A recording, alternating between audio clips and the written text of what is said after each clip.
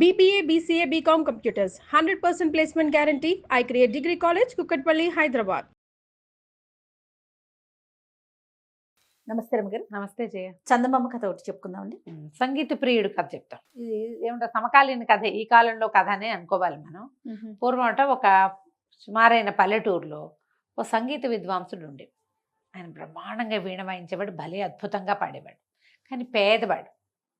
ఆయన ఆత్మానందం కోసమే సాయంకాలం పూట వాకిట్లో వీణ వాయించుకుంటూ కూర్చుని ఏదో ఆ మధ్య మధ్యలో ఆలాపన చేస్తుండేవాడు.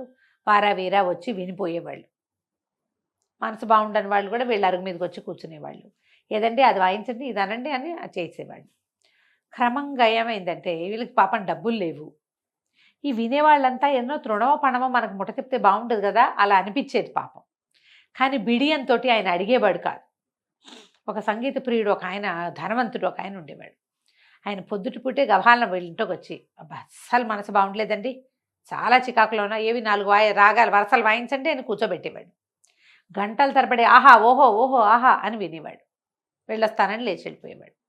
ఆయన కాసిన కూరలో బోళ్ళంత సంపద ఉంది, బోళ్ళని గొడ్లు ఉన్నాయి, ఓ 2 సేర్ల పాలో ఏమైనా చేత్తో పుచ్చుకు రావచ్చు కదా. ఏమీ లేదు. అయితే భార్య అంది ఒకనాడు, ఏమండి మీరు మీ సంగీతము ఇంతమంది వస్తున్నారు, తృణమో పణమో అడగకూడదు, మనకాయన గడవటం లేదు, వాళ్ళంతా ఆనందిస్తున్నారు కదా, పోనీ ఈ ధనవంతుడు ఆయన ఉన్నాడు, ఈయనకేం పోయే కాలం, వాళ్ళంతా మామూలు పాఠక జనం అనుకోండి వచ్చేవాళ్ళు. అయినా కూడా ఏవో అందరికీ పువ్వులు ఉన్నాయి, కాయలు ఉన్నాయి, కూరలు ఉన్నాయి, ధాన్యము మినువులు పండుతాయి, తలా ఒక గుప్పెడు తెచ్చిచ్చినా మన కథ నడిచిపోతుంది కదా అని అడగండి అని కేకలేసింది. ఈయన అట్ట కాదు, విద్య ఇది అమ్ముకోకూడదు, అమ్మ దయ ఉంటే కానీ రాదు. నిజమే, అమ్మదైన అన్నం కూడా తినాలి కదా మనం, మీరు ఓపికగా ఉండాలి కదండి అని కొంచెం కాస్త కసురుకుంది. కసిరి భర్త పైగా ఆ ధనవంతుడు ఆయన ఉన్నాడు, ఆయనకి ఏం పోయే కాలం, ఆయన ఎందుకు ఇవ్వకూడదు అని కాస్త విసురుగా మాట్లాడింది. అయితే సుబ్బన్న వెంకన్న వాళ్ళు వీళ్ళు వచ్చేటప్పుడు ఈయన మెల్లిగా తన పాఠం చెప్పాడు. ఇట్లా చెప్తే, అయ్యో దాందేముందండి మీరు చెప్పకపోతుంది అని తృణమో పణమో అప్పచెప్పేవాళ్ళు కొద్దిమంది. ఈ సంపన్న గృహస్థుడు ఒకనాడు వచ్చాడు. వచ్చి గబగబా గాలివాన్లాగా లోపలికి వచ్చాడు. కూర్చోండి వీణ తీసుకురండి, చాలా రోజులైంది, నేను చాలా హడావిడిగా ఉన్నాను, ఈ మధ్య 4 రాగాలు విని వెళ్తానన్నాడు. ఈయనతనేమన్నాడు, కాదండి నాకు ఏదైనా ఇవ్వండి అని అడిగాడు. అడిగేసరికి ఆయన ఆశ్చర్యపోయాడు. విద్య నమ్ముకుంటారా మీరు ఇలాంటి వాళ్ళు అనుకోలేదండి నేను అన్నాడు. నీకేవో పని మాట, నీ పనులు వ్యాపారాలు నువ్వు చేసుకుంటూ నీకు అవసరమైన కాలక్షేపం ఎవడైనా ఇవ్వాలి, వినోదం, వాడు ఎట్ట బతుకుతున్నాడు, వాడికి ఎక్కడి నుంచి వస్తుంది, వాడు నాకు ఫ్రీగా వాడు ఎందుకు చేయాలి అని అనుకోలే. ఇవాళ వాయించండి చూద్దామన్నాడు. 1 గంట సేపో 2 గంటల సేపో వీణ వాయించాడు, సాంగ్ పాడాడు. ఆయన అంతా విన్నాడు. విన్నాక ఈయన తన పాట మొదలుపెట్టాడు. ఏమైనా ఇప్పించండి నాకు అనేసరిగా ఆయన మండిపడ్డాడు. కనయం విద్వాంసులు ఇలాంటి పని చేయొచ్చా, అయినా మీ సంగీతం వినకపోతే నాకు వచ్చిన ప్రాబ్లం ఏం లేదులేండి, ఏం పర్వాలేదు, నేనేం ఇవ్వను మీకని లేచి వెళ్ళిపోయాడు. ఊళ్ళో వాళ్ళు ఎవరైనా వచ్చేవాళ్ళు, సాయంకాలం చేరిన వాళ్ళు వచ్చేటప్పుడు ఏదో కాసిన అవో ఇవో పట్టుకొచ్చేవాళ్ళు. ఓ 10 రోజులు ఊరుకున్నాడు ధనవంతుడు. కానీ ఆయనకి 4 రోజులకి 3 రోజులకి సంగీతం వినటం అనేది ఒక అలవాటు అయింది. ఆ టైంకి టేప్ రికార్డు రాని చేయకపోతే ఏదో గంగవీరులు ఎత్తుతున్నట్టు ఉంటుంది. సరే ఒకనాడు వచ్చాడు. వచ్చేసరికల్లా ఈయన మళ్ళీ మొదలుపెట్టాడు.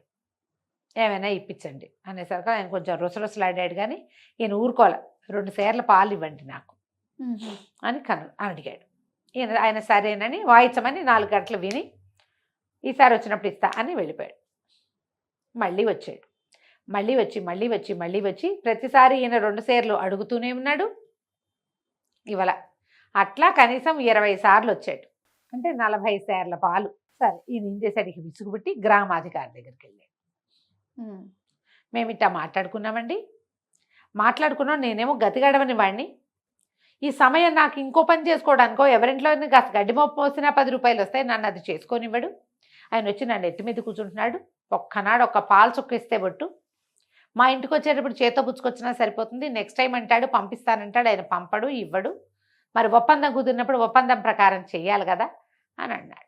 అనేసరికల్లా గ్రామాధికారి అంతా విని, ఇతను పేద విద్వాంసుడు, అతనికి ఒప్పుకున్న రకంగా మీరు చేయవలసిందే, మరి అయితే ఒకటి తీర్పిస్తానని, మీ గొడ్లల్లో ఒక మంచి గొడ్డు, మీరు 60 సేర్లు 40 సేర్ల పాలు బాకీ పడ్డారు కాబట్టి మీ గొడ్లలో ఒక మంచి గొడ్డునివ్వండి అనేసరికల్లా ఈయనకి అర్థం కాల ధనికుడికి.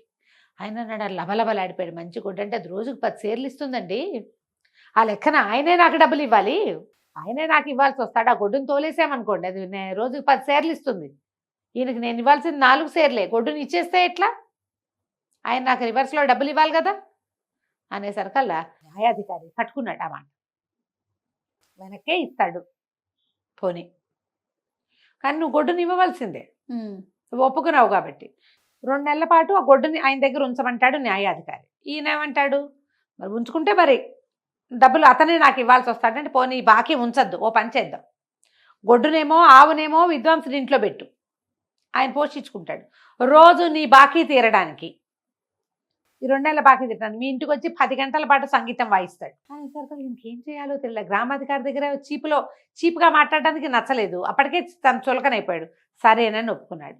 ఈ పొద్దున పూట 9 గంటలు అవగానే చద్దనే తినేసి విద్వాంసుడు వీణ పుచ్చుకుని సంపన్నుడి ఇంటికి వెళ్ళేవాడు. ఈ ఆయన దగ్గర కూర్చుని వీణ వాయించి సంగీతం పాడేవాడు. 3 రోజులకి 4 రోజులకి 1 గంట సేపు సంగీతం వింట వేరు, రోజస్తమానం ఎవరైనా ఇలా అంటుంటే మనం ఇలా అంటాం 10 గంటల దీను పొద్దునుంచి సాయంత్రం దాకా ఆయన వాయిస్తుండే. ఆయనకి ప్రాక్టీసు గంటల తరబడి ప్రాక్టీస్ చేసిన అనుభవం ఉంది ఆయనకి, రోజు వాయించే అలవాటు ఉంది ఆయనకేం. మెడ నొప్పి చేయి నొప్పి ఆయన పాడేస్తాడు, వాయించేస్తాడు, వేళ్ళు నొప్పి పెట్టినప్పుడు పాట పాడతాడు, పాట గొంతు నొప్పి పెట్టినప్పుడు వాయిస్తాడు.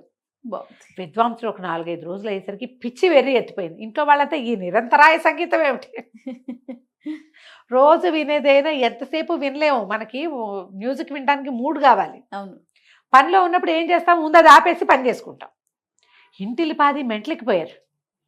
ఆయనకైతే మెడ పట్టేసింది, వేళ్ళు నొప్పులు పుట్టినాయి, చేతులు నొప్పులు పుట్టేస్తున్నాయి, పనవదు, ఏడవటం మొదలుపెట్టాడు. ఆయన పరిగెత్తుకుంటూ వెళ్ళాడు న్యాయాధికారి దగ్గర, బాబు మీకు పుణ్యం ఉంటుంది, నా వల్ల కాదు, అది ఆయనకి ఈ 1 గొడ్డు కాదు 5 గొడ్లని నిమ్మన్నా ఇస్తా, ఈ సంగీతం 10 గంటల బాధను మాత్రం తప్పించండి మా ఇంటి నుంచి, ఆయన సంగీతం పాడద్దు, నేను వినవద్దు, 5 గొడ్లు ఇస్తాను, 2 నెలలు కాదు ఉంచుకోమనండి, ఇన్నాళ్ళు నాకు సంగీతం వినిపించినందుకు ఆయనకి నేను గిఫ్ట్గా ఇస్తాను, 5 గొడ్లని నా గొడ్డు నాకు తిరిగి ఇవ్వక్కర్లేదు, పాడకుండా ఉంటే చాలు.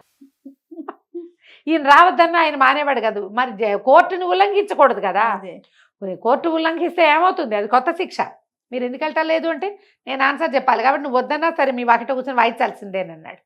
ఇక బతివులాడుకున్నాడు సంపన్నుడు, బాబు మీకు పుణ్యం ఉంటుంది తప్పించండి అంటే అప్పుడు ఆయన కేసు కొట్టేసి 5 గొడ్లని సంపన్నుడు విద్వాంసుడికి ఇస్తాడు అని తీర్పిచ్చాడు. 5 గొడ్లు చేరినా ఈయన సుఖంగా బతికాడు, బతికున్నంత కాలం.